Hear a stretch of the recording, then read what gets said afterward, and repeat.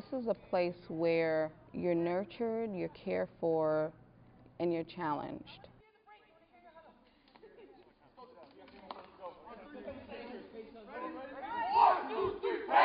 We offer what we call adventure-based experiential activities and programs. And really what that means is the adventure part comes from being outdoors and participating in things like hiking and orienteering and campfires and boating and canoeing and ropes courses and initiatives, group problem-solving activities. And then the experiential part is really hand in hand with that, in that people are not listening to people tell them about communication or problem solving or trust. They're really engaging in activities that make it necessary for them to demonstrate those things and to observe those things in other people. And in order to have the most fun, you really have to participate and be invested in it experientially. You have to be in the experience. We serve a really wide variety of groups. We work with schools, we work with residential treatment centers, we work with after-school programs and recreation programs, and we can really work with any kind of population. We have adults, we have families, we have groups of very young children, groups of teens. Some are from schools, for example, for kids with special needs. Others are from elite schools, and they all come here for team building and community building and respite. They can come here and really get their needs met because they'll say, this is what we want, and we can say, all right, we can give that to you. We're fortunate because we have a lot of housing for groups that come in here. We have 2 big lodges that each hold 40 people. We've got a bunkhouse that holds 24 people, and we've got another series of 3 buildings that each hold 16 people. So we can really have easily, 130, 140 people here on any given night. In addition, we've got a kickball field and a softball field and a soccer field and 2 big playgrounds and the lake for boating and canoeing and the high ropes courses and the low ropes courses, a regulation basketball court that's lit at night. So we've really got a lot of opportunities for groups, and they can really spread out. We have some groups that come, for example, that are working with a special needs population, children who are coming to us sometimes with hearing problems or children with autism, and then we have other groups that are leadership groups, and they want the most difficult challenge we can throw at them. Everything, give us your hardest high ropes element, give us the most challenging hike, the most difficult orienteering course that you have. And we also work with staff groups as well, so we can really tailor for children and for adults. With each group that comes up, before they come, we assess the group over the phone. Somebody will call our Manhattan office and speak with our outreach director, and she will talk to them about who their group is and what they're looking for, what they'd like to try, what they want to play, games that they've done before if they've been here.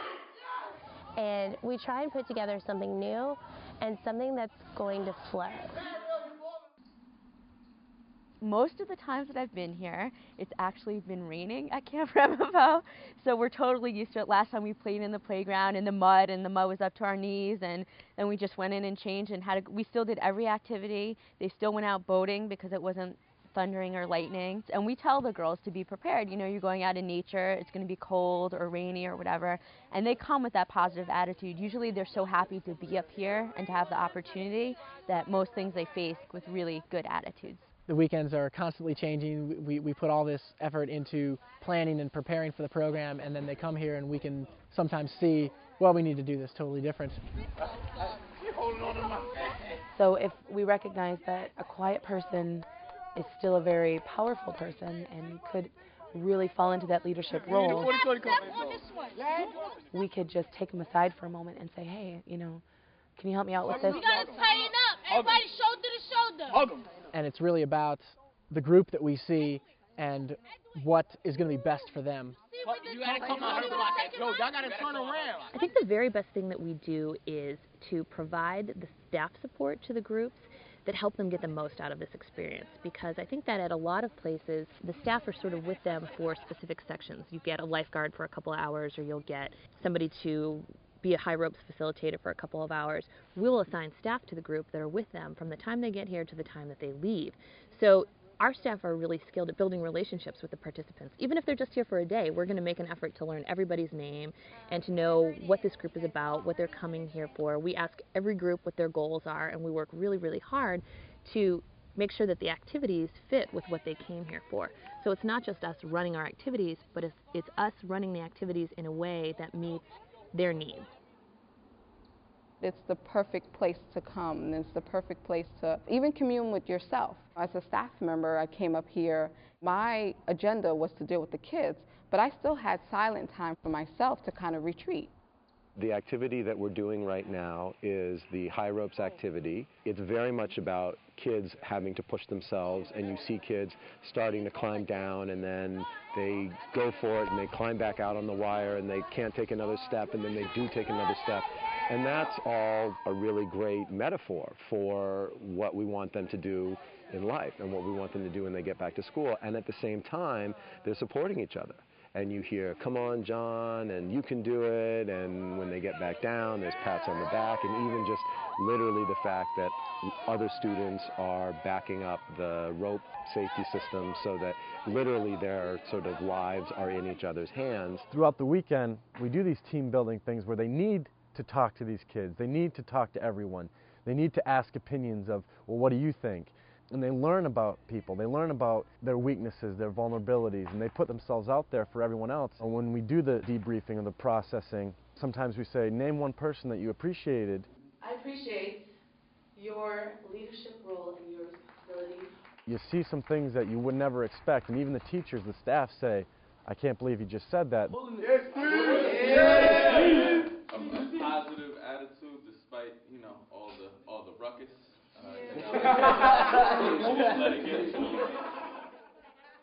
They were standing up there and it was like, oh, that's the moon, and look at Big Dipper. They were pointing to the stars and the moon and listening to the birds and the trees blow, and it was amazing to see city kids, who we don't see that because there's clouds and skyscrapers, come to this beautiful place and be starstruck. Some people come thinking, oh, I don't have cell phone reception, or you don't have cable here. And then we take them on a hike, and instead of worrying about their cell phone or any text messages, they're wondering, what kind of animals live underneath this rock? Can we lift it up? Mario, I'm going to fall back any minute now. Yeah.